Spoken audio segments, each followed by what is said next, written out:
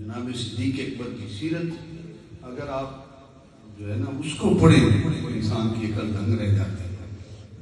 اب علامہ سیدی صاحب نے واقعے کی طرف اشارہ کیا، ایک لسٹ پڑھی ہے جس کے اندر لکھا ہے کہ فلاں محتاج ہے، فلاں بیوہ ہے، فلاں یتیم ہے، اس کی خدمت فلاں کرے گا، فلاں کرے گا، فلاں کرے گا، فلاں کرے گا، آگے نام لکھا ہوا۔ ایک وہ گڑیا ہے کہ جس کے سامنے نام کو نہیں لکھا، عمر فاروق کی نگاہ پڑ گئی، کہا اس کی خدمت میں کروں گا، صحابہ کا جذبہ تھا نا، اس کی خدمت میں کروں گا۔ آئے نا نماز فجر پڑھنے کے بعد سیدھا اس کے گھر میں پہنچے، دیکھا گھر کی صفائی نہیں پڑی، جھاڑو کسی نے دیا ہوا ہے، سارا گھر کا کام کاج ہو چکا ہے۔ عمر فاروق رضی اللہ تعالیٰ نے اس گڑیا سے پوچھا، کون ہے جو گھر کا کام کاج کرتا ہے؟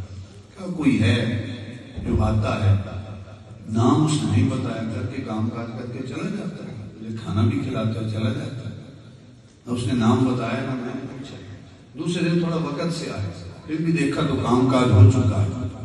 تیسرے دن اور وقت سے آئے، دیکھا کہ میں نے پڑھا کہ جناب صدیق اکبر کے قوم میں جوتے بھی نہیں ہیں۔ جب عمر فاروق کی نگاہ پڑی نا، فرمایا کہ عمر تو صدیق سے کبھی آگے نہیں بڑھ سکتا۔ عرض کی حضور آپ نے وہ لسٹ لکھی تھی، اس کے اوپر نام کیوں نہیں لکھا تھا اپنا؟ اگر آپ نے خدمت کرنی تھی۔